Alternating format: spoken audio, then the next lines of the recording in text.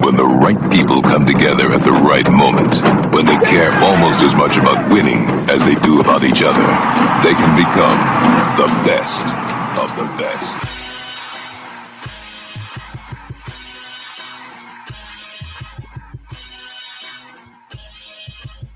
Welcome to the Best Soccer Show, the best soccer show in the whole world.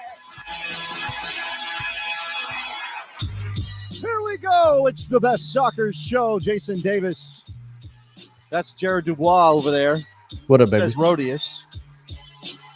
Are you still a hat aficionado? Well, isn't everyone this week? I'm not following. What You did a whole Daily Davis about it. about hats? Yeah. About wearing hats? About cowboy hats in particular. Oh, that hat. I forgot about it. I'd already put that out of my brain. I didn't. I know. That wasn't about. You're the so hat. many news cycles in right now already. Oh man, it's been a week. Let me tell you, it's been a week. My wife's been out of town. It's just me and the 4-year-old. Just me and the 4-year-old. Where's your older son? He's at art camp at Virginia wow. Commonwealth University for 3 weeks. So he's Don't living dox Columbine. him. You don't say exactly where he's at. Just art camp's good enough. Okay, if anybody goes find and finds my kid, I will come and kill you. Just put that out there. Just kind of push back Jesus. against this. Wow. Yeah. This got dark quick.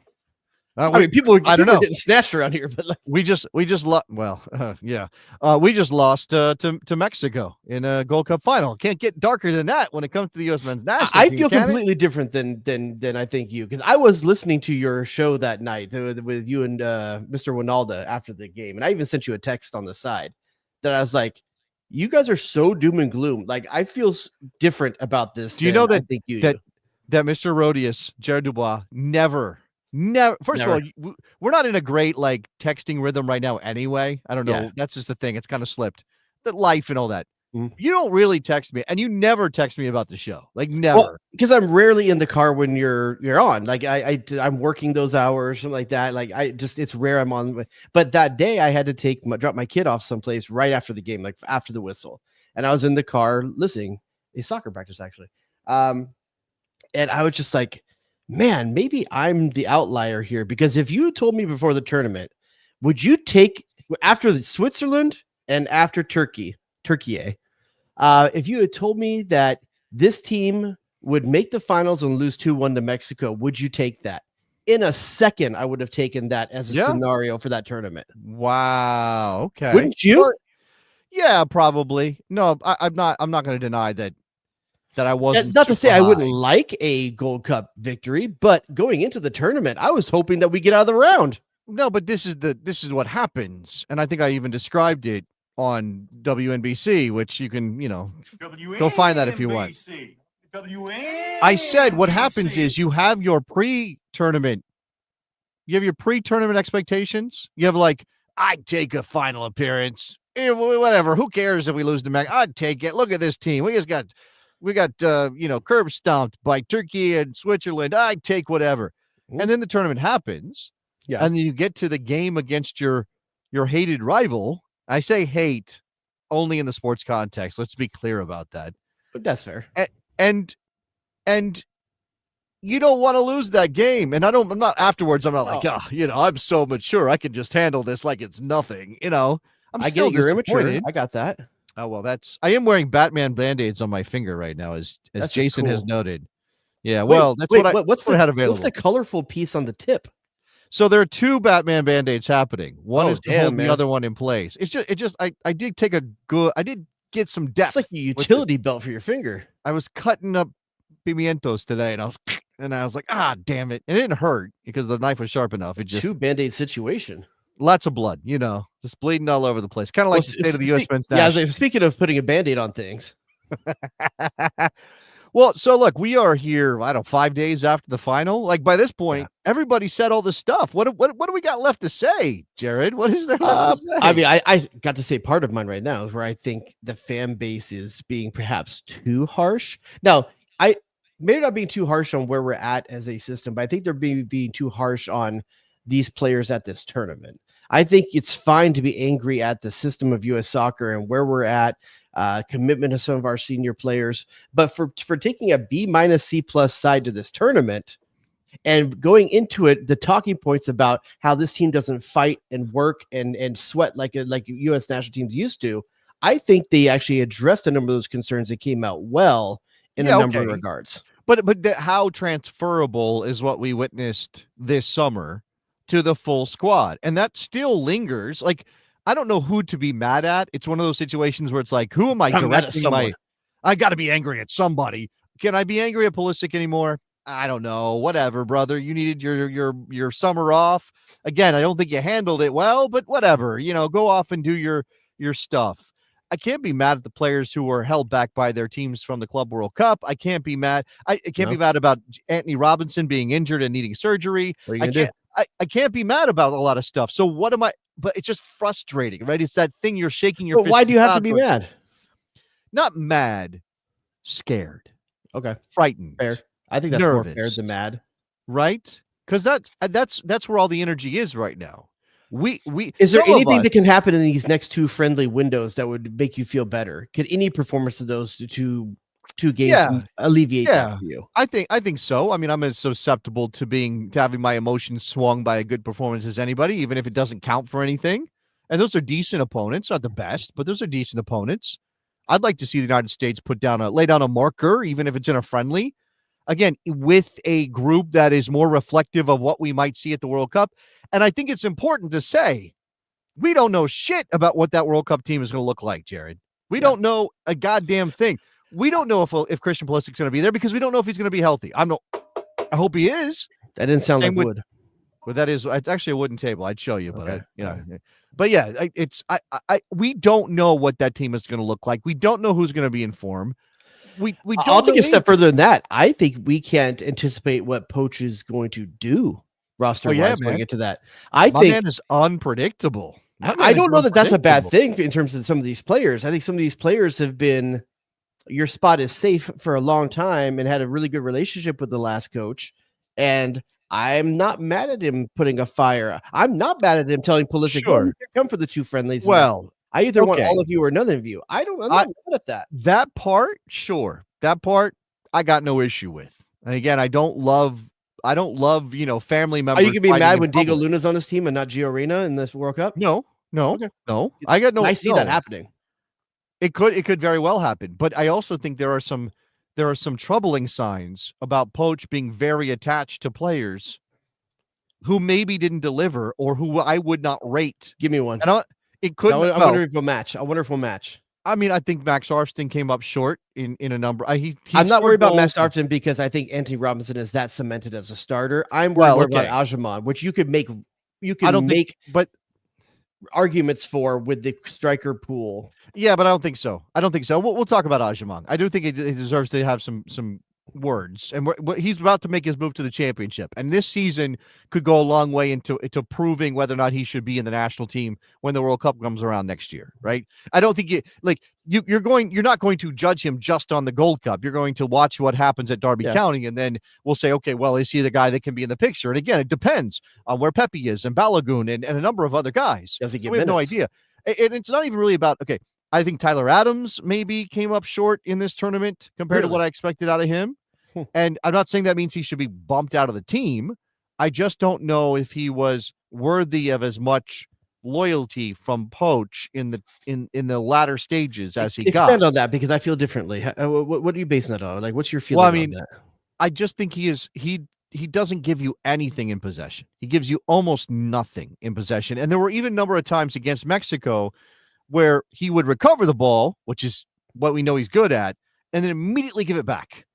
Now, I've heard it argued that the guys in front of him didn't give him good outlets, or the guys around him, or maybe that relationship between Tillman and Adams, and throw Luna in there if you want, throw obviously Berhalter, that wasn't good enough, and that's part of the reason that he struggled in that regard. But I just think Tyler Adams' passing is a liability for this team, right? I only feel that was the case in the Mexico game. I didn't feel his passing was poor in the other two games leading up to it. I said it. I said it during the other games too. It wasn't just the Mexico. I think that our center back passing was some of the best I've ever seen in terms of breaking the first line of pressure. I think Reams and Richards did a very good job of that. And I think a big piece of that is the movement of Berhalter, Adams, and De La Torre in front of them to make that available to them. I also don't know that Tyler Adams' job is going to be to create when you have Luca De La Torre, whose job is to be that passer and that guy. But that being said, he has to have the basic skills of doing it, and that's fair to say, like, hey, you got to be able to take the pressure off sometimes.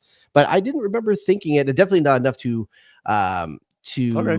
feel differently about how valuable it is to have him as that kind of destroyer in the midfield. I think he did a very good job of stepping into the back three when Arston and Freeman were being told to step out. Which again, if you do have, yes, okay, but he's still of the three.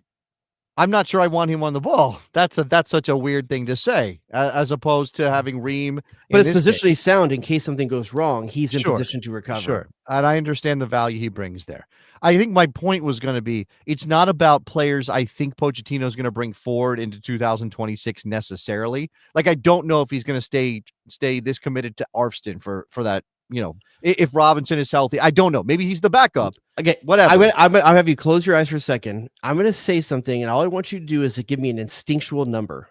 Instinctual. Don't think about it. Can I make my point first? Can I make my point? Because I want to finish ad nauseum. Go ahead. No, the point is he showed that he sticks with the guys that he picks almost in the beginning. And I'm wondering if that's a problem in 2026 when we get to. I think I see the same problem, but I think the problem was more a problem of how much the depth dropped off. You know, and I think if he had his choice, he wouldn't have played the same starting 11 those 3 games in a row, especially when one of those games was Guatemala. You know, I don't know that he's.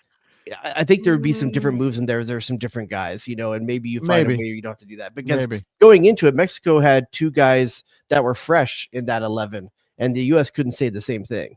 Okay, you know? So what am I closing my eyes? All right, for? Close your eyes. Give me a wet willy. What's happening? Close your eyes. Okay. Imagine me with a shirt on. No, okay. I want you to give me your instinctual number. Don't think. The faster you react to this, the more I'm going to believe your number. Of this Gold Cup roster, how many guys will be on the World Cup roster? Oh, 5. Okay. 5. Because here's the thing. Automatic is Tyler Adams. Yes. Automatic is probably Chris Richards. Automatic is probably Tim Ream. Okay. Assuming he's healthy. Listen, dude, do you see anyone able to pass like he can pass? No, you're right. It's hard. And with Anthony Robinson's speed, if he's playing the left center back, Anthony Robinson and Tyler Adams can help with some of the other stuff if he needs it. I thought he was far and away the best passer on the team in the entire World Cup. All right. Luna's probably on the roster. Although that one is a little dicier. I mean, let's not jump ahead. Not 11. Roster. No, sure. I probably freeze, but I don't. That's almost cheating, I think, at this point. And Matt Turner was in this team. I forgot about Matt Turner. So so one of the 2. That's 5. 6. Luca De La Torre maybe making a 6. I really don't know. Maybe if Johnny is healthy. Tillman's in the roster. Tillman's in the roster, so I shorted it by a couple. Yeah, no, that's okay. None of this is guaranteed. I'm just figuring, like, because if I had just shouted a number, I probably would have said the same as you. Actually, it's probably more like 7 or 8 because you think about it, Arston is probably going to make the World Cup team, whether he is back up to the left, a starter. And look, I put it up on the screen. Our man Jason Hoover, a Columbus Crew fan, is saying Max Arston's being played out of position with the national team, and we talked about this, right? It's why you kind of give him. I saw him on defense. I know. Right, which is interesting because is that really our best option as a backup to Jedi Robinson, a guy who is playing out of position? Christopher Lund more. You know that. I feel it's better. Now, let's not forget that when you come to the full national team, Serginho Dest is 100% able to play the left side if necessary. And you can put a oh my God, here's a question of who that is on the right-hand side. Is it Freeman, or are you looking at Joe Scally or something like that? Because Joe Scally is available and not here this Gold Cup. That's right. You know who also who was available and not here, and it's interesting. Reggie Cannon. No. I was gonna say, look, I think there's reason to be hopeful GJ about Jazzy Damian Jones. Downs. Haji Wright got hurt. I was gonna say Josh Sargent. Oh, I think that's right back position. Sorry, I think no. I know we were talking about right back, and I moved us over to something different. But I don't know. I understand he doesn't score goals with the national team most of the time, and I'm not saying he should start. but you just wonder if maybe he would have been useful at points in this tournament. I know that's hindsight, right? That's the same thing that we do every tournament. Oh, if only we had that guy to make this difference in the games that we saw play out. And I don't know. That's an interesting. Yeah, the biggest difference maker that wasn't there is Anthony Robinson. That is the biggest difference maker in terms of number one step up position to position on the field. I can't think of one that would be a bigger step up, because Freeman to Serginho Dest do different things, but Freeman was purely serviceable in this tournament. I feel like he was fine in the tournament. Not great, but fine. Yeah, I mean, he was below what other average. position on the field do you feel is that much different? No, nothing. Nowhere. Yeah. Nowhere. No, you're right. I would say Berhalter was playing up at the top right forward position a lot, at least on paper.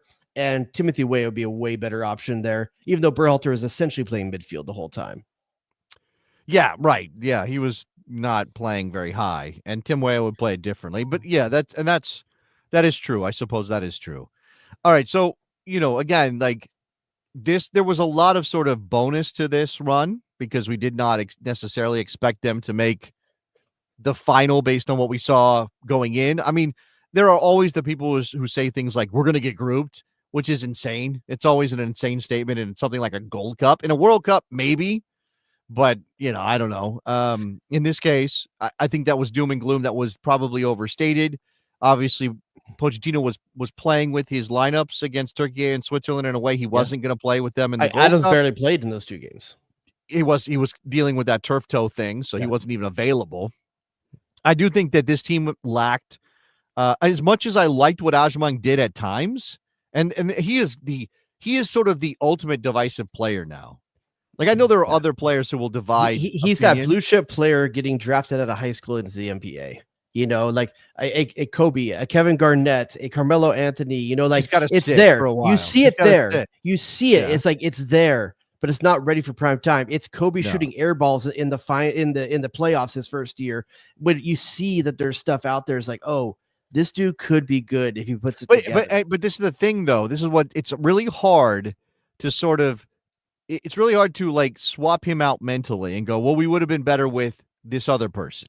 Because I don't like, okay, if Ricardo Pepi is healthy, he doesn't do the stuff that Aubameyang does. You're going to have what he does is finish. That is true, but does he get the same chances? Or does he do the same I don't know. I haven't seen Ricardo Pepi play as well in combination as Aubameyang did. I don't know if I've seen any of our strikers play as well in combination as Aubameyang did, especially with back to goal. But as soon as he was facing the goal or had an opportunity, the guy is not clinical.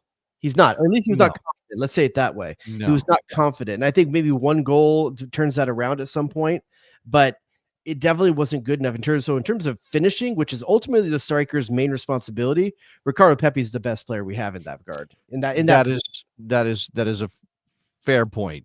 That is a fair point. Again, they all kind of do different things, so it makes it hard to kind of swap them out. Like Sargent does a lot of things. Pochettino has a ton of opportunity too, though, to figure out what the best option is for him. It's not like you have three of the same player and you got to make it work somehow. No, that's true, but I don't think he has. If it was like, oh, we did this with Patrick Aubameyang in the Gold Cup, and we've got another guy who plays back to goal as decently enough, close to Aubameyang, is a better finisher. Oh man, let's go. At one point, I believe Bruce Arena took Brian Ching, Brian McBride, and Connor Casey all to the World Cup. Was those the three strikers? Because Twelman got left off. I think those are the three strikers he took. We're talking about 2006. Is that what we're talking about? I think he took those three.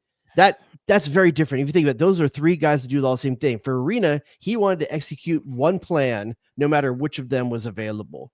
It just shows how coaches see things differently. Right. He didn't go for a plan B forward. And I don't know how much of this will be form and how this will be function, sort of what they do and what they do well. Because again, if you're asking Aubameyang to be a finisher, you're going to probably be disappointed. At least the way he plays right now, it could change with a year in the championship. If you're asking Sargent's, I think a very good finisher. He just doesn't show up for the national team, and who knows what that is about. Maybe if your striker needs 8 opportunities to score once, that's scary. And that's what it looks like with Aubameyang. That's fair. I think Balogun is a pretty decent finisher. I just think he needs specific service, and if you're not going to get that to him, and Balogun has consistently looked best when Gio Reyna was in the team. That player playing right underneath, and I would say that in Tillman and in Luna, You've seen a couple of guys now that can maybe do that if you needed to. It's not just one guy in Gio Reyna who is obviously out of favor, but it makes you kind of excited to see what Balogun could do, who makes the smartest runs out of any striker in our pool. You could see cerebrally he's got the pedigree to make the runs other guys don't. He needs his teammates to see it, and that's what was so special about Gio Reyna in the team, because one of the few guys with the vision to be able to see Balogun's runs. But I don't know if that's the case with Tillman in better form, and Diego Luna I think is that same kind of player as well. Yeah, I suppose, although I think Luna's real talent is to be goal dangerous, not necessarily as a provider. I think that's probably why it kind of worked with him, because you're looking to that player to help. Light. Yeah, exactly. That's what I was thinking. All right, so Diet Pulisic. A bunch of guys who did some interesting things. I think you had a plan for us. So I've got interesting. So I thought, what's the interesting way to look at the pool right now? We can do Gold Cup, and we can probably throw a few of the main pool guys in there as well, because the Gold Cup's a little bit unfair because you haven't seen a lot of them.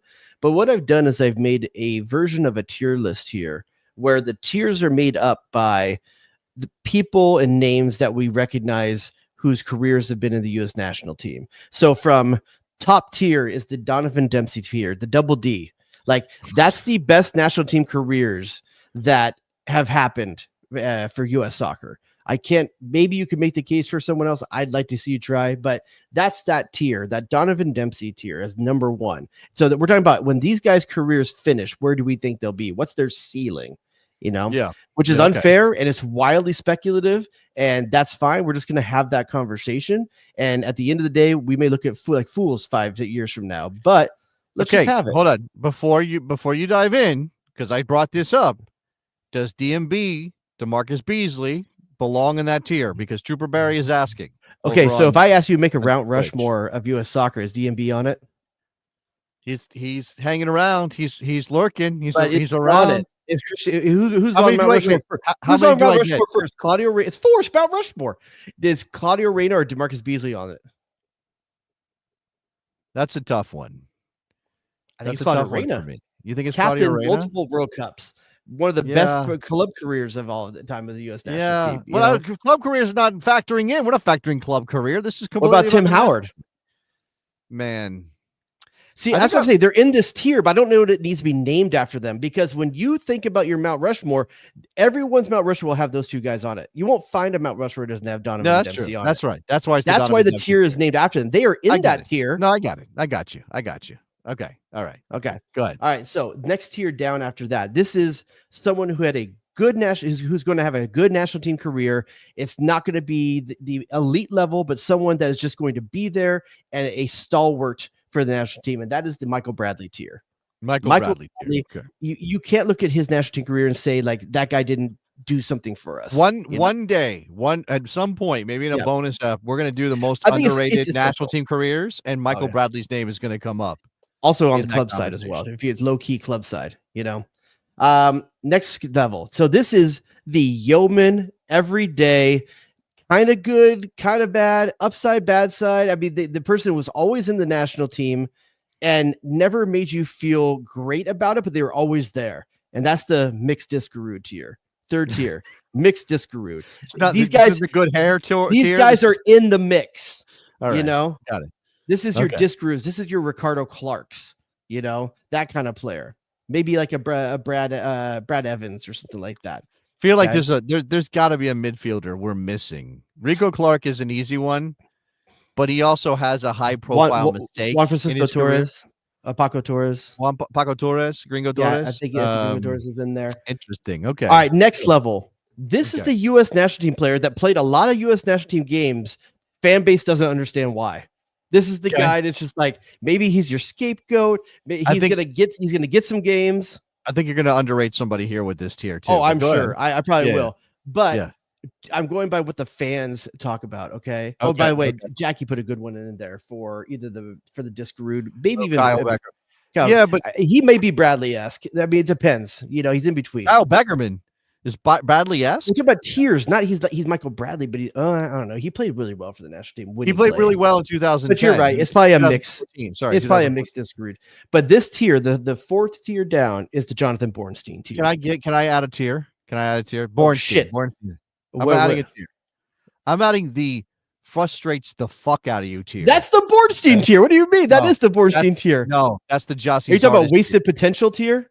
No, it's the frustrates the fuck out of you tier, and that's Jossie Zardes. And I thought you were. I need that. I need that. Is that tier. is that the I need Zardes tier? Or is that the Freddie Adu tier? No, Freddie Adu didn't make enough appearance. Like Freddie Adu was made quite a few. unrealized potential. No, that's unrealized potential. That's different than being in the national. How many caps do you think? Where does the Zardes tier go in here then? How many caps do you think Jossie Zardes had? I'm just curious. What do you I'm think? gonna say that number is? Jossie Zardes. God, it's gonna be a good amount. I think I had to watch that yellow hair a lot. Well, then I have the Galaxy too, so I could be a little bit messed up because I watched him a lot at the Galaxy. I'll say he has 18 caps. Wait, I'm sorry. You think Jossie Zardes has 18 U.S. men's national team caps? Yeah, 18. He has 67 U.S. 67 men's national team caps. 67. that's a lot of camp cupcakes and gold cups, huh? Man, he was in the team. You're Man, blanking out. blocking This out, is why yeah. I need him. He is Blocking a it out. frustrating. He's the guy who was always in the team who frustrates. So he's a Discarude. All right, maybe Mixed Discarude didn't frustrate you. Then bump Discarude for Zardes because You want to Discarude. call the tier to Zardes? I do want to call the tier Zardes. Then I can't say they're in the mix. Okay, fine. The mixed Discarude tier. All right, go ahead. That was my whole point. All right. All So right, we got the double D Donovan Dempsey S tier. We got Michael Bradley, Mixed Discarude, John Bornstein, and the final tier. And this is no shade. This is no shade when I say this, okay? But this is a reason why I've chosen this player. This is a player who is probably one of the best domestic players, but is just never going to get the run at the national team level. All Whether right. it's because the people in front of them are that good, coach's preference. But this final tier, like I said, no shade, is Chad Marshall. Because Chad Marshall, one of the best defenders MLS has ever seen.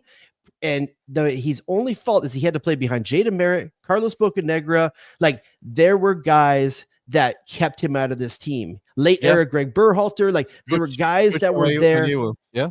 Yeah. Gucci Onye was another one. Like, the only reason Chad Marshall didn't make it is because of what was in front of him. And when the stars would have aligned, and injuries. He got injuries. He got concussions. Really, so it's not an injured category, but this is honorable mention ideas for the name. Dax McCarty tier, the Jason Christ tier, which could also be the Taylor Twellman tier. But go ahead, continue. For the Chad Marshall tier, you mean? Yeah, but those are the guys that would be in this, so that's why it's named this. Okay, so those are our tiers: Double D, Donovan Dempsey, Michael Bradley, Mixed Disc Group, John Bornstein, Chad Marshall. Those are our tiers. We're going to run through this Gold Cup roster and a few of our mains and say what is their ceiling 5-10 years from now. What are we looking back and where are they going to be? Okay.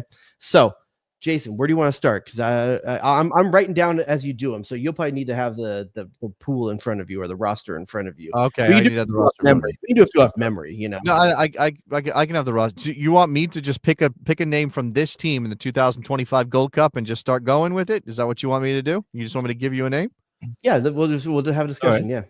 All right. Let's see. Let's leave a couple of goalkeepers off because we don't know enough about them. Goalkeepers. Freeze is fine though. So goalkeepers and pretty much anybody that we mentioned that we think is going to be in the World Cup team, it's really tough. I mean, let's keep the field players and we can do some. Let's keep the field players because only one keeper can play at any given time. It's hard to rate in this. How about this? How about a guy who was the odd man out at the back in this tournament? That's Mark McKenzie, 26-year-old Mark McKenzie, who had a good season in France. I think Mark McKenzie is Chad Marshall status. I think he's going to be one of the best defenders not to be significantly featured. But I think he'll be in the team. Like, I think he'll be in the team. And Chad wasn't even in the team most of the time. He got a couple of Camp Cupcake. Like, actually, let me go back to my list of caps, and you tell me what you think. Caps or call-ups. No. Well, I don't know. I can't do call-ups. Nobody has that number. Give me caps. Chad Marshall caps. What do you think that number is? Chad Marshall caps. Lots of Camp Cupcakes. I'll say he's got 21. 12 caps for Chad Marshall. 12. Mark McKenzie already is way over that. Yes, Mark McKenzie has already crushed that number. Okay, actually, so that's going to put him. We're going to put him in the mixed disc route tier then. Yeah, I think he's Yeoman. In the mixed disc tier. Yeoman, he's in the mix. He's a guy who's going to be called up because he's depth, and he probably won't start a ton of games, but he'll be around the team. There's a chance he could move in to this tier, absolutely. So yeah, See, Why is it's not to say Rodius is wrong about all this. That's fine. This is the whole point. I go from my gut, baby. I shoot from the hip. If you look for facts, he just wanted you're to gonna say go in the someplace mix. Stop looking any deeper than that. He just wanted to say in the mix. That's all. come on, that is. guy. You don't understand All how right. this works. It has to be entertainment at a certain level. Yeah, well, that's definitely what we're doing here. All All right, right, next one. I got it. Okay, this is completely random. I'm shooting from the hip here. I'm gonna give you Jack McGlynn. Jack McGlynn. Man, okay. His ceiling, I think his ceiling. Man, he's starting young. He's starting young. What is he? 21 right now? 20? He's 22 years old. 22. Just turned 20. 3 days ago, he turned 22. I'm going to disagree. I think he's in the mix. I think he has a ceiling to maybe his ceiling is in that Bradley category, but there's so many midfielders that have to retire and get out of his way. I don't know, man. Yeah, that's the thing. Like, I think he's going to be mostly blocked off. I think so. Yeah, there is a ceiling there that's possible for him, but he also has to leave MLS to reach that. He's cusp. So I think he's cusped Bradley. He's cusp discrewed. You know, what we considered, I think I threw out there the possibility of a Brad Davis tier, which is kind of the Chad Marshall, although Brad Davis went to a World Cup, as you said, right? He went to a World Cup. Yeah. So I don't know, that maybe that's a tough one. That's a weird middle tier of guys. The question is, what is his ceiling, right? The question is his ceiling. His ceiling is Michael Bradley. His ceiling is Michael Bradley. Wow, that tier, not Michael Bradley himself, but tier. The other players. No, I get it, but that's a high level. That's a high level for me. We're going mix. I will give him mixed disc. That's That's going to be our biggest tier. It should be our biggest tier. It's Yeoman, you know? Yeah, gotcha. Okay. You want to throw a name at me, or you want me to keep going with you? No, you got it in front of you, so go ahead. Okay. All right. So part of this is like, do I want to go with older guys that have been around the program for a while? But I don't know. Guys that we know, like, okay, for example, Brendan Aronson has 53 caps. 53 caps. I honestly would put, this is going to be rough for some people, I would put Brendan Aronson in Bornstein category. Because Bornstein, how many caps has Bornstein had? It's got to be close to 100, right? Like, Bornstein has a lot of caps, dude. He has a lot of caps. Listen to my what's your over-under? What's your over-under? 70? Yeah, no. I actually pulled it up already, so I can give you the number. Was it 65? I think no, you're overshooting it by a significant amount. Right. You're overshooting it by he's 38. You know who has you know who he has the exact same number of caps as? Who? I'll give you one guess. Oh, there's a ton of players. How am I supposed to know? Mixed Discarud.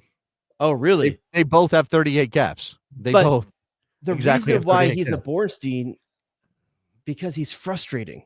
That's the whole point of the Bornstein category, right? Well, the thing about Bornstein, I think we probably remember this differently than it actually happened, but I think there was always this sense that like Bob loved Bornstein and he would call up Bornstein no matter what, and he didn't deserve to be in the team or something. I don't know how we framed it. Brendan Aronson has been left out. Like, he was called into this team, I think, because of injury, right? He wasn't even in this Gold Cup roster to start. Yeah, I think you're right. So it's kind of like he's already been pushed out, and it's only because of certain circumstances that he gets back in, which is what not really had the Bornstein experience that I remember. But he probably does. He probably belongs in that tier because we are trying to be. What is another Bornstein player just ever then? Connor Casey? Like, who's a player in that Bornstein category then? Lots of caps, frustrating. I think Rico Clark is in that category. Okay. I think Rico Clark's in that category. I just want to make sure we level set what that category is and who's there. So for me, I've been Bornstein. You're saying Discarud for him in the mix? Yeah. No, I would put him in the Bornstein category. In the mix or Born Again? Bornstein, because I don't think his quality is high enough that he can be a guy that you're like, oh, he's going to start a bunch of games and score goals and all that stuff. He was in a World Cup, right? I like Johnny Bornstein, and it wasn't great. It wasn't great. Man, Bornstein just feels like he played one more games, I guess. Paxton came in because of injury, not Brendan. Brendan was already in the team. All right. Well, Paxton's a younger player. It would make sense. So thanks to Bob if that's the case. Give me another one. Anyway, this is interesting. Bedoya as a category, I could see that too. Go. All right. Let's see. Let me go back to this roster again. I want to pick out guys who made some sort of mark, or at least we saw. Yeah, if they didn't get barely any minutes in this, we don't want to talk about it. I buried the lead. Patrick Agyemang. Patrick Agyemang is the one. That is probably the hardest one to do because there's so much the ceiling for the player. If we're talking about the ceiling for the player, he has Bradley's ceiling, but I just don't know if it'll be realized. The rawness, it's so hard, dude. It's He's so hard. 4 years old, Eric. That's Damn it. I fucked it up. Sorry. I'll go ahead and give myself some of those. I mean, I don't know, man. You're I right. don't know. 24 is late. 24 is late, man. Yeah. Yeah. That's the thing. Like if he was 21, I kept saying it. If he was doing this tournament at 21 and doing what he did in this tournament at 21, I'd feel way different about Patrick Agyemang at this point. And that's what I said too. Like I compared from the chat, it says Agyemang is the new Zardes. I said that on my Daily Davis the other day. In fact, I think I got some kudos from Jason, who said that's exactly who he is. He's 2 years older than Pepe. He's 2 years older than Pepe. I mean, I guess he's got to be. He's got to be in the Zardes category. He's got to be in that whatever that Zardes category would be. I said I wanted that category. You had mixed. Zardes was the you wanted that frustrating player. Okay, I'll add a category for you. Is that below or above? But I find it almost impossible to believe that Patrick Agyemang is going to get anywhere close to Gyasi Zardes' caps, though, because the pool is deeper. Yeah, it's not that it's better necessarily, but it is deeper. So where is this tier? Is it between Chad Marshall and Bornstein, or between Bornstein and Diskerud? It's between Bornstein and Diskerud, probably. Okay, let me add that in there. Although again, Zardes got way more caps than Mixed Diskerud did. All right, Agyemang's going there. Gyasi Zardes, 67 caps. How many goals? Quickly. 15. 14. Very good, Mr. Dubois. He wasn't bad as he started. Like he actually scored some goals. Yeah. Never mind. Now your brain just goes to names, and you're like, oh, that guy and that guy and that guy. And I'm thinking about Jordan Morris now when I shouldn't be thinking about. All right, so I've added a Zardes category, and Agyemang is in it. Next player. Let's see. Johnny Cardoso, injured, not able to contribute at the end of the tournament, but I'm curious what you think about Johnny Cardoso. For me, I think he's going to finish as a Bornstein. Really? Because wow, that's harsh, he's going to get a lot of. Has he done anything at the national team level of note? No, we're not talking about club career. We're not talking about club career. The guy, he was Tillman, and he and Tillman went into this tournament in the same category. Tillman couldn't do anything with the national team. Great at his club team. Cardoso couldn't do anything in the national team. Great at his club team. Tillman's tournament was good enough to turn that narrative. Cardoso, not the same. I know he got injured, but he had 2 games against good competition, and he fumbled one of them outright. Fumbled one of them. I would put him at the Bornstein category. I think he's not going to pan out. I think he'll be a Diskerud. I think he'll be passable in moments, and he'll serve a role at times, and he's going to go to the World Cup next year. Is my guess. I think he'll go to a World Cup. Bornstein went to a World Cup. No, I'm just saying that I think he's going to be frustrating as hell. And Tyler Adams has to get out of his way for him to play. Yeah, I mean, obviously, high-profile mistakes, which is part of the story. Hey, I'll go with Jason Davis on this one. We'll put him Cardoso. I just think that where he plays and the talent that he has shown at his club level, I find it hard to reconcile that he's going to be nothing like that. And that's why he's frustrating to me. That's why he's a Bornstein, because I can't reconcile those two versions of him. It's so mean that we've turned his name into like some sort of epithet now. You're such a Bornstein. But it's not that he's a bad player. He's just frustrating. Yeah. No, I know. It also reminds me. The guy played longer than almost any other player either. He was playing in Mexico till a couple years ago. Yeah. So he was with the Fire, like 3 years ago. He was still with the Fire. I think he may even he may have even gone to some of the lower leagues for a bit and played. I don't know. Maybe he was part of that Sasha Kleshton class, along with Michael Bradley, like Bradley's boy. All right. Let's go back to the top end of the performances in this tournament. Chris Richards. Okay. Chris Richards, I think when it's all said and done, he's Bradley tier, probably. That's what I'm thinking. Like he has the potential to be the premier center back. He's 25. He's 25. He's got for a center back though. That's not very old. No. He'll be 26 at next year's tournament, and he could have one at 30. And he needs to have 2 really good World Cups in order to get into the Dempsey Donovan tier. I think we are giving him more credit than maybe he has earned, but I think you see him turning a corner right now and starting to realize the potential. He's just won an FA Cup. He's got a ton of skill set, good passer, good in the air, one of the better center backs in the air He's keeping Zimmerman on the bench because he's so good in the air. That was his claim to fame. Johnny Bornstein was holding on in Honduras last year, is what I'm being I thought he told. was Thanks to the playing some lefty. south of the That's border. crazy. Okay. All right, so we are putting Chris Richards in Michael Bradley tier. That's not to say that he is Michael Bradley going to captain this team, but a good player that is going to be remembered as a good player for this U.S. national team. Okay. All right. Better than How average. deep do you want to go? Okay. How about this one? Well, actually, we'll go back to the midfield and I'll pick a couple out. Yeah. I'll start though with Sebastian Berhalter. That's an interesting one. I mean, that's wow. But he's also a little bit late too. He's 24. He is 24. Yeah. 24. And not in Europe yet. I think he could be in Europe soon. There are some rumors swirling about. In fact, somebody went nuts and like trolled everybody, and somehow it became like, oh, is that real? Sebastian Berhalter to Bayern Munich. Yeah. You saw that one? That was I like, did what? see that.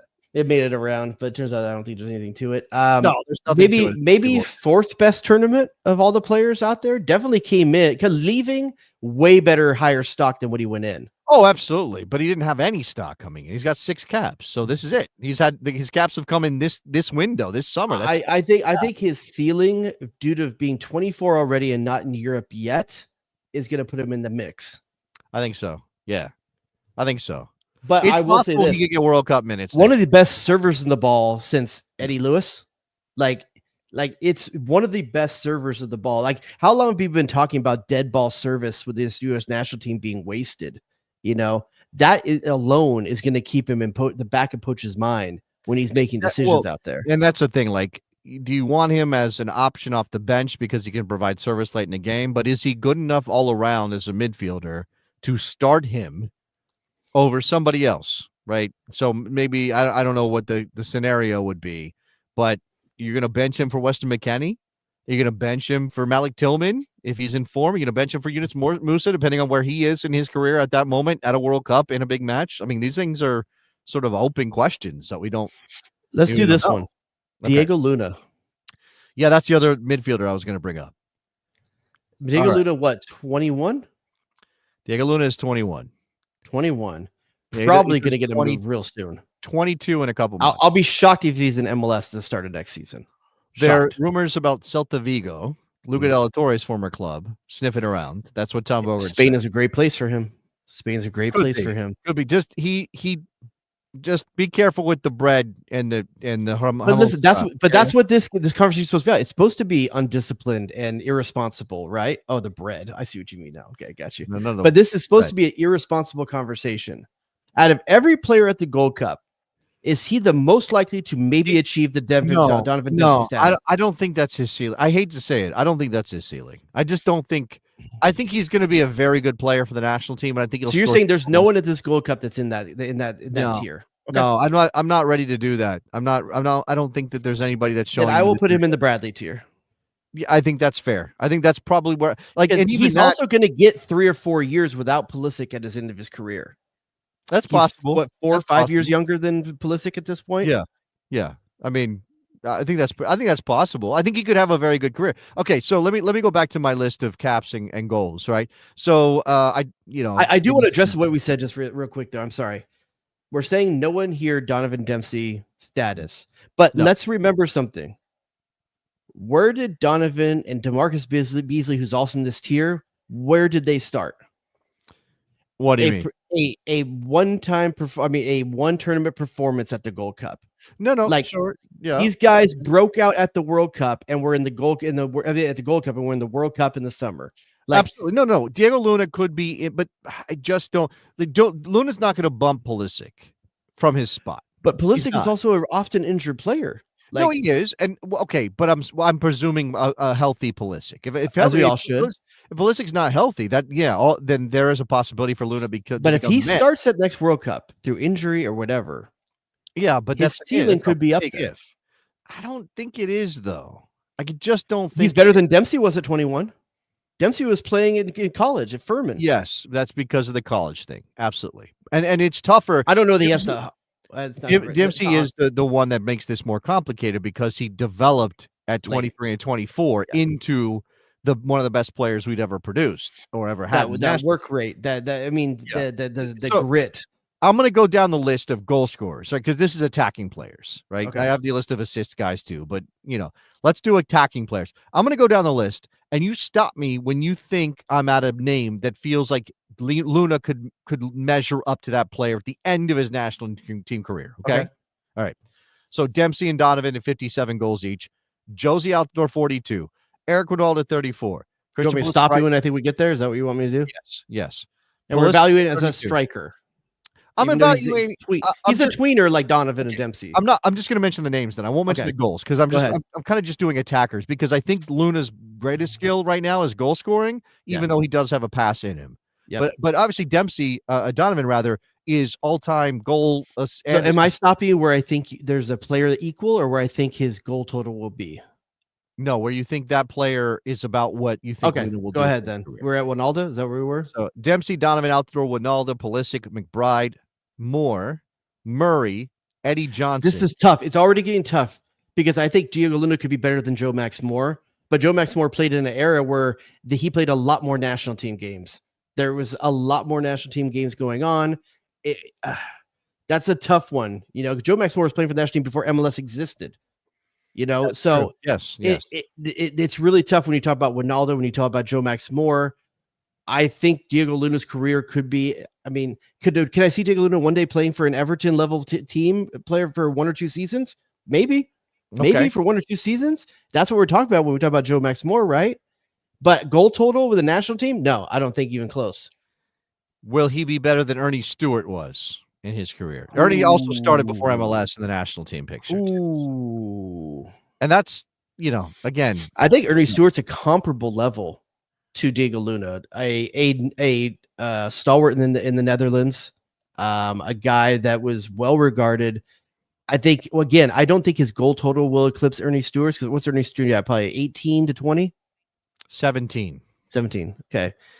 Maybe he gets 17. Yeah, I can see him getting 17, especially if he ends up taking the penalties. Look, I mean, Kobe is just pure numbers. 164 caps, 15 goals. Jossie got 14 goals in 67 caps. He'll do better than Jossie. So I think it's a good shot with Ernie Stewart. Is it go Joe Max Moore, Ernie Stewart, or do you skip some people between there? No, Joe Max is at 24 goals and 100 caps. Then Murray, who's tough to compare to anybody. Yeah, I would say Joe Max to Ernie Stewart. That's the range right there, I think, for Diego Luna, especially being 21 before he gets his first goal. That would put him, again, this is a striker, so not the same position, but that would put him in the Eddie Johnson level is where that would put him. And Eddie Johnson, if you look, I think, 50% of his goals were in his first couple of years? Probably, yeah. I mean, he had, 4 in one game in one of his first games? If you look at it from a more like a provider perspective, so that list is Donovan Bradley. Bradley is second all-time for assists for the U.S. men's national team, Michael Bradley. Wow. You know that? Wow. If you were going to guess, who would you have said? The gap between Donovan and Bradley is massive. Donovan's at 58. Bradley's at 23. Let me guess the third. Okay. And so you said, what was Bradley at? 28? 23. Michael Bradley, 23. Ooh, man, I bet you it's a logjam after that, actually. It gets, because we're now into the 20s and teens. So I would go... You got to think both longevity and creation. So you're thinking about the Claudio Reynas. You're thinking about sure other strikers that were good distributors. Sure. Okay, sure. Let me think here. So I'm just going to go with Claudio Reyna, and then I'll go John Harkes if not. There are 2 players between. I didn't think about it. I got it. Tab Ramos. Tab Ramos is down the list, not in that territory. Oh wait, he didn't play enough. He didn't play enough for not enough years at the national team level, huh? Who then? Who am I missing? Well, like I said, number 3 is a guy whose numbers are about numbers, like played the most games. So Kobe Jones. So Kobe's at 22. Yeah, he's number 3. I should have thought that. Then Deuce. 21. Wait, so what's Bradley's? He said 23, and how many caps? 151 caps. That's Bradley? That's Bradley. It's Michael. So Bradley. That's a 1 out of every 6-7 games, 1 out of every 7 games or so. And what was Kobe's? 22 and 164. So slightly Bradley's better strike rate, better assist rate, I would say. Yeah. And then what's the next person? Clint is at 21 in 141. So 21 and comparable 141. comparable to Bradley. Comparable. Yeah. So who has the best ratio outside of Donovan then? Like, they have to have at least, like, let's say at least 12 assists. It's Pulisic. He's got 18 and 78 games. Wow, that's pretty impressive. Yeah. Really Tab Ramos impressive. is 14 and 81.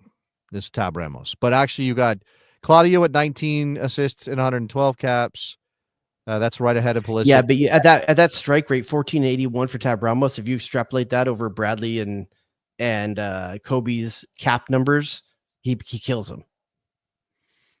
He's scoring almost one out of every four. Yeah. He's assisting almost every one of every four. If he had the same, if he kept that pace and he had Kobe's caps, you'd have 28, 30 assists. Yeah, exactly. Yeah, He'd be the second on this list. So that's true. Lewis and Waldo had 16. Josie had 14. He's also right there with Tab and Joe Max. Josie is better than most people give him credit for. And, honestly, when I'm watching this Gold Cup and I'm watching how this team plays through the striker, you know how much I wanted Josie Altidore back, prime Josie Altidore back. The way this team at the Gold Cup was playing through the number 9 position, no number 9 for the U.S. national team has ever been better than Josie Altidore the way they were playing this tournament. People love to slake Josie because he scored a lot of goals against weaker opposition, and he did do that. If you look at his goals, they're not always. Look at that assist number. But he was an incredible passer at his position. He absolutely was good with his back to goal. The way Ajaman's trying to play, there's better poachers. There's better guys in the air. McBride's better than the air. There's better poachers in like a Donovan and Dempsey and stuff like that, but not true number 9s. But when you think in the number 9s, the true number 9s, is it McBride first or is it Josie first? Man, that's a really tough one. No slight to your boy Wijnaldum, but I'm going with those two. No, wait, I don't think even Wijnaldum would call him himself. He played that position a lot, but I wouldn't think he's a classic 9 in any way. False 9. I'm so partial to Josie, and I think Josie was a better passer, so I'm going to say Josie. But I know it's tough. McBride in here though. McBride in here. Yeah. I'm thinking about the Bradley goal against, was it Slovenia? I think the fair way to say it is Josie was the more complete 9, and McBride overshot his talent through heart and desire. Yeah, that's probably right. Yeah.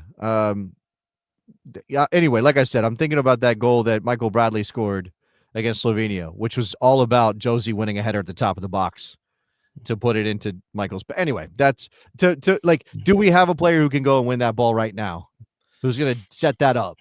The funny thing is, the second best header score that we ever had is Carlos Bocanegra at center back. Yeah.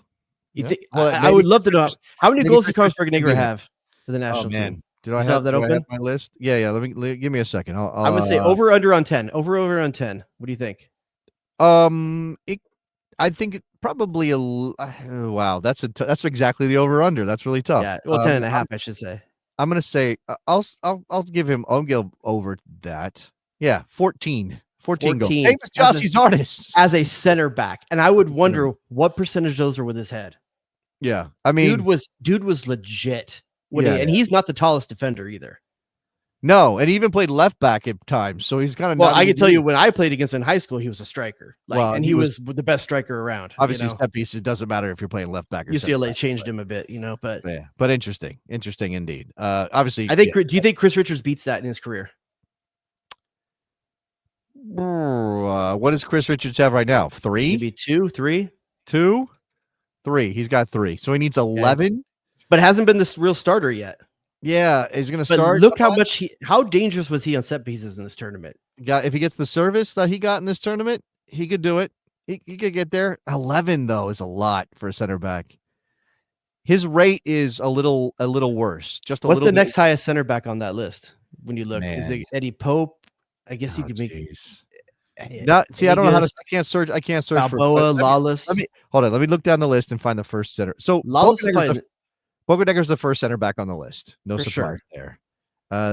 Marcelo Balboa had 13. Ooh, but that was his feet. I guarantee you that was with his feet. Balboa could hit a volley. Let's see. How many did Balboa have? Balboa had 13. Here's the thing.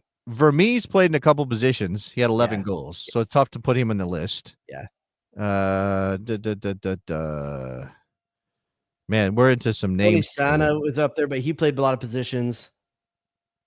Alexi had 9. That's pretty good too. Alexi I mean, had if you 9 think goals. about it, center backs that are good head on goal. It's Bocanegra and Lawless. Alexi 9, Eddie Pope 8. I would love someone out there. Please do the work and let us know what percentage of those are headers. I would love to know what percentage of Somebody headers. said that somewhere. I would just love to see a U.S. national team ratio. Like, where's McBride compared to like Bocanegra in terms of percentage of goals a header? You know, Yeah. It's gonna be weird because McBride always is getting more service to his feet. But all right, before we run out of time, I think we should address some of the moves that are out there in the offing for American players and just get on the record our thoughts. I mean, the one that has the most heat at the moment that seems like it's about to go down is the Patrick Gajemong to Derby County move. Yeah. Bogart's reporting that's $8 million plus 2 of potential add-ons. And I'm telling Mr. you right Romano now, seems to think the Tillman one's secure as well. Yeah, I think that's definitely happening too, and we'll get to that. That's the bigger move. But Gajemong for $10 million to Derby County is incredible business for Charlotte. That's incredible business. Isn't that what Josie left for? That's a long time ago, but inflation, you know, 24 years old and very raw, as we described. What did DK go for? Man, 7, 6, Yeah. 7. yeah. I think this is a good deal for Charlotte. They didn't pay anything to develop him. They weren't paying him much in terms of salary. Like there's apparently the medical is done. Do you think Gajemong can score goals in the championship? And do you think that puts him in a position to be a World Cup player if he does? So scrappy division, right? Scrappy division. And he looked good against scrappy teams in the Gold Cup. It's a very dirty tournament, you know. Yeah.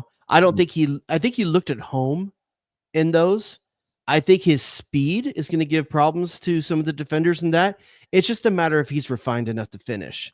So I think he will play well. I don't know if his numbers will I think look he good, though. I think he can get 10. It's 46 games. I think he can get 10. So Hey, his agent did a great job, though. Yeah, I mean, they're again, his technical ability has got to catch up, and that's. You think Diego Luna goes to Europe? Let's say he goes in the next 6 months. More than 10 million to get him out of RSL at this age? Yes, it has to be more. I don't know how much is left on his contract, so I'm not positive what. That's a good point. I think he signed one not too long ago. I think they gave him a big pay raise because he's their guy, he's their star, and then that's what Bogart said. Freaking criminal that he didn't go to the Olympics. In hindsight, it's freaking criminal, dude. It is criminal. I would say 12 maybe gets you Diego Luna. We'll see. I think that's a good number. We'll see. It's Celta Vigo could be an interesting place for him to play. Obviously, not a ton of expectations, and maybe he would get games. Malik Tillman to Bayer Leverkusen, a very different Leverkusen than the Have one they announced the fee for that? I think it's going to end up being 40 million or something. 40 million euros. I think it's euros. So I don't know. Even better. Yeah, I'm not sure what. So Malik Tillman to Bayer Leverkusen. I don't know what to make of this because it's Eric Ten Hag. Okay, what a Dutchman? Yeah, knows a lot of connections in the Netherlands. You got to figure like he knows what he's getting. No, you know? I think so. Again, if he can toughen up Malik Tillman, I think this is going to be great for Malik Tillman. I don't think it's going to be some like massive success. And again, I don't know. Wait, hold on. I think that's unfair if you include recency bias. Tillman was fucking tough in the Gold Cup. No. That dude took a beating. But I'm not even talking about that. Like getting up off the ground, he did a decent job of that. I do think he drifted. You mean not getting knocked off the ball? That's what you mean? No, I mean, I think emotionally the guy is very easily swung from one, and he bounced back, right? And I have to give him credit, but you can watch his head drop. He missed the penalty kick. You can watch his head drop, and you just can't be there. That can't be how you. He did.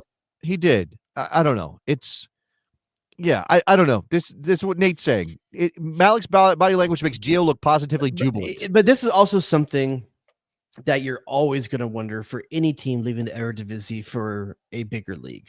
Some guys make it, some guys don't. Man, like some guys, he won't have a culture shock. I'll give him that. So that's he came through the Bayern Munich system. You know, like I don't think that he's worried about culture shock or anything. He speaks the language, like his home nation. You know, Yeah. I think he's going to do well, actually. I think he'll do well if he gets the Okay. minutes. Okay. Damian Downs, who we saw a little bit and got thrown on with Ajamong at the end of that Mexico game, oddly enough. Should've He's been Brian going to the White. championship too. He's going from Colton to Southampton for I think it's something like £7 million, $9.4 million. Yeah, I didn't get to see enough of him to really feel like I don't know. He's a mystery to me. He's a question mark to me still. I don't feel like we saw enough to get a good idea of who he is as a player. 10-5 in the second division in Germany in 29 games, and they got promoted. The 29 games is the impressive part. Like I don't know. 15 and 29. He's raw too. He's raw. He's raw in a different way than Najimon. How old is he? Raw.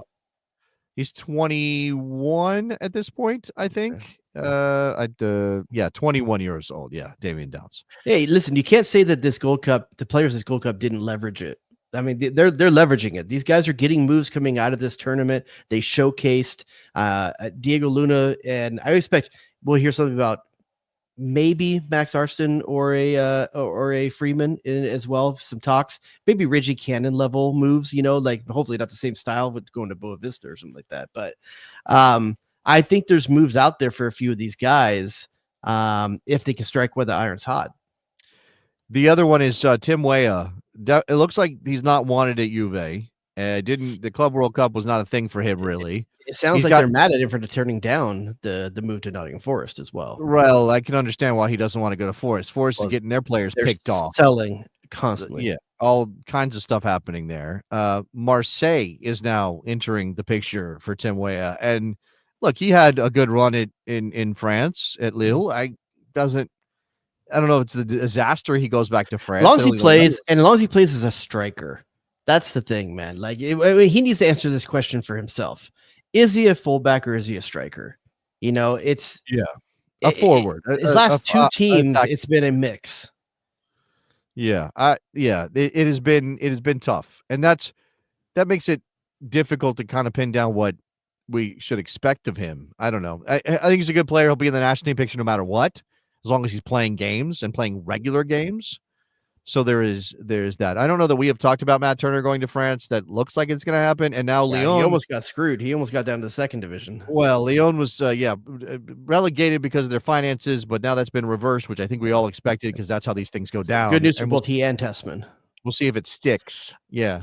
We'll also surprised that Tessman didn't get a call up into this camp because it seemed like Poach was a fan leading into it. Yeah, that was an interesting one. I'm not missing him, but it was interesting he didn't get the call. Because guess who stepped right in and made the most of it? Sebastian Berhalter. And that's another guy I would expect to see a move in this coming year as well. Possibly. I'm curious for about him. Guys. It's interesting if he should make it though. I would say for a few of these guys, if they make the move, they're potentially not playing or not starting going into the World Cup. And that's the calculation. So like a guy like Jack, can you get better move coming out of the World Cup if you make the roster? That's usually the wisdom. I don't know that's the best thing. And again, like a guy like Jack McGlynn, a guy like Diego Luna, like how much of it is going to hurt him when we get to May next year if he's still in Major League Soccer? Are you worried that you're not hearing any Gio Reyna rumors yet? I think I have eliminated Gio Reyna from my regular thinking about the U.S. men's national team. I think that maybe that's just a defense mechanism because I don't want to be sad about his wasted potential. But what am I supposed to do? Worry myself sick that he doesn't? If there's a Gio Reyna tier of wasted potential, who's on that? Freddie Adu? Yeah, I would. Yeah, that's probably a good one. I think you could put, Julian Green.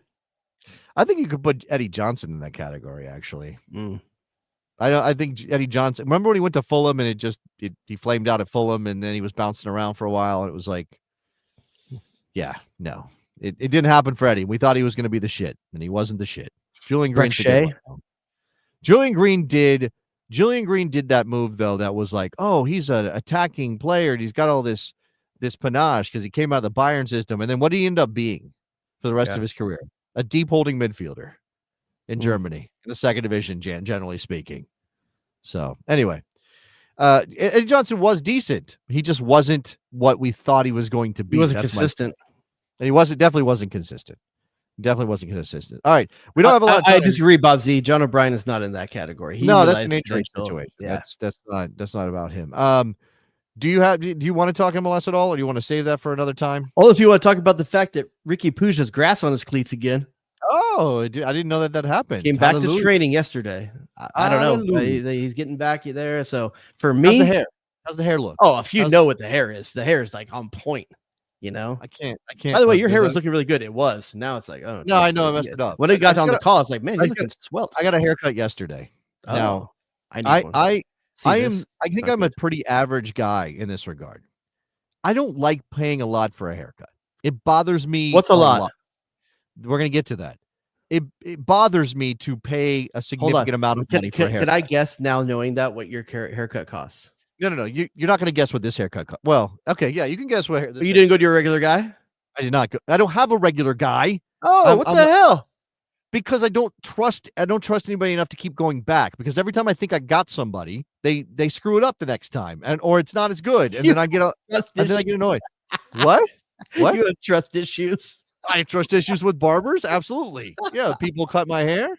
Yeah, 100%. I do. Of course, I do. So, did you overpay or underpay for this one? I'm going to say I paid the right amount. I'll try to guess your mean. Is that better? I don't like how much it costs.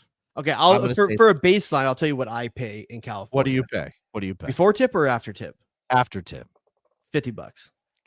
I paid more than that for this haircut. Oh, yeah. But that's not your norm, though. What's your norm? No, my norm is 40 probably. Okay, with tip. Okay, yeah, with tip. I'm 40, then I add 10 on. Yeah, I think what's crazy is I go to the same barber now. I didn't go for 20 some years, but this is the same barber I went to when I was a teenager. My brother and I used to ride our bikes up there. My parents would send us with a $10 bill because it was $9 for a haircut and $1 tip. Yeah. And now I pay 40 and 50. I used to go to a place like that when I lived on Air Force bases. They'd have an Air Force barber shop, and then you just rode your bike over and gave the guy $10 and he cut your hair. It just buzzed. No, I can't. I'm actually my wife is on work trip. She gets back tomorrow. I got this haircut the day I dropped her off at the airport. I was like, okay, I'm gonna go get a haircut. It was really bad. It was long. So then I'm like, oh, let me look for a place to get cash because I thought I was end up having to pay cash. But aren't you in a perpetual state of always having to try to describe what you want? That's got to be frustrating. It's not. Whereas when you get the guy, he just kind of remembers from last time and do you take a picture of a good one to show them? I should take a picture of this one. I should. He did well. I should tell you, he did well. This is about as good as it's gonna get. Yeah, this is about. Rewind 10 minutes and look at his hair. I messed it up. Yeah, no, I'm actually afraid to tell my wife how much I paid. That's how much I paid for this haircut. But okay, Jason says he pays $20 with tip. But Jason, you've got less to cut. Oh, that's a good point. Is that a thing? Is it prorated? I feel like you're being mean to Jason. I love you, Jason. You know that. No. Look, if I could find a place that would that I could spend $30 and get a good haircut every single time, I would go there. But I have tried multiple places in my general area. There's another place that's a little bit more expensive, but not as expensive as this one. That's more like a Dominican style barbershop. So I took one day. I was like, oh, there's a barbershop. Let's go over there and check it out. How many white people were in this place besides Jason Davis? Zero white people in this place. In a good spot. My barber in that case spoke zero English. So I was doing. How are you describing? You need that picture, son. In Espanol, and I had the 4-year-old. Wait, your Spanish is good enough to describe your haircut? Yeah, it is. You're just muy rico.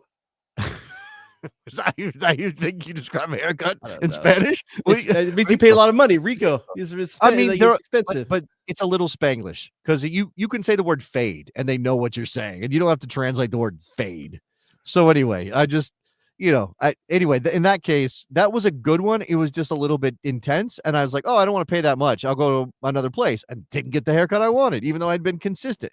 Damn, son.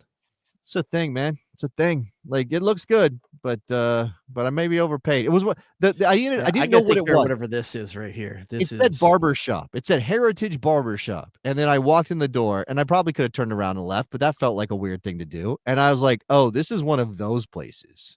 They're playing classic rock. There's pictures of like old timey barbers, and like all the guys look like they got tattoos, and their hair is like faded on the side and swept back. So when you're at a Dominican barbershop in California, this is in every barbershop, and I don't know if this is a nationwide thing. Is Suavecito the big thing, like in the product of choice? Suavecito. I don't know. I didn't know the product Suavecito. I don't know that product. It's in every barbershop in California. Probably, yeah, probably. I think I You would just tell doing you that like Tres Flores? my experience with Caribbean hair culture is obviously Puerto Rico and not Dominican, and they You take get a it haircut when you go to Puerto Rico? really serious. It's been a long time, but yes, I have gotten You get haircuts like in the Puerto full thing, like you get the shave and facial massage. Does that all come with it? And then the aftershave that's pure alcohol.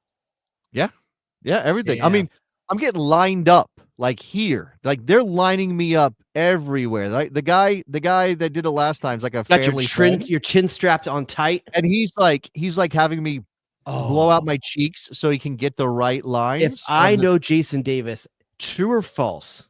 What? At some point in the mid 2000s, you rocked a chin strap.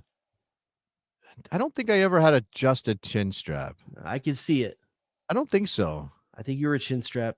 I had a goatee for a while, but that was before the mid 2000s because I think I committed to the beard pretty early. Pretty early. Well, there's a video. There's the original Best Soccer Show videos have me clean shaven. But that was real. I was baby. So you'll do it then, but you won't do it for a bet? I'm 45 years old, man. I need the help. And a now. welcher.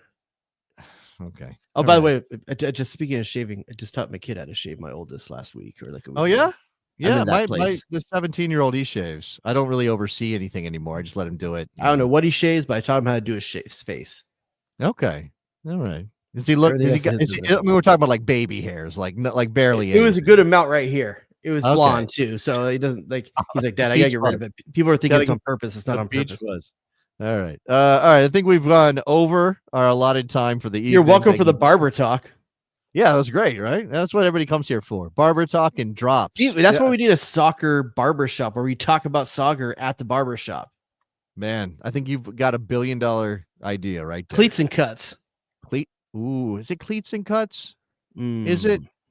It's better than Barber FC, which is what Gadon Garber would call it. Yeah, that would be terrible. That somebody does probably have Barber FC or FC Barber or some nonsense. Yeah.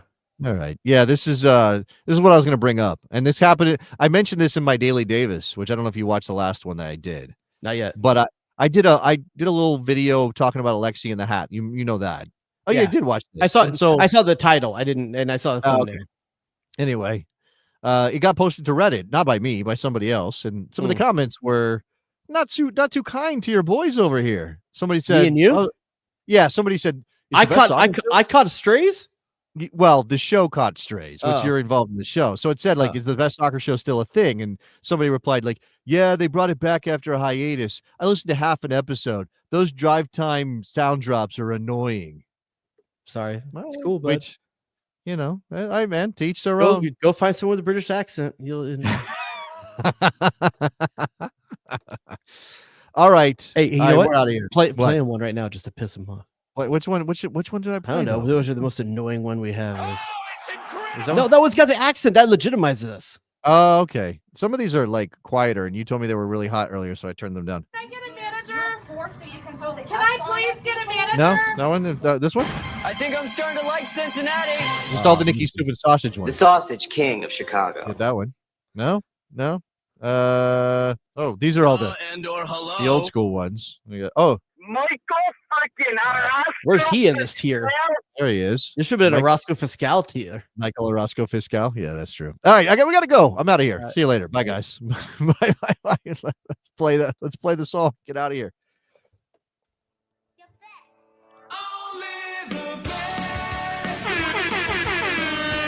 Damn, dog, that's inappropriate. It was there. Oh, here we go, saucing them up. Hit him. Wet. Go to DEFCON 2. Marco.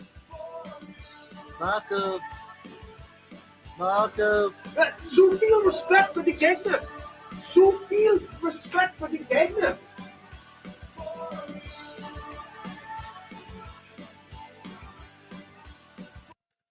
Ooh.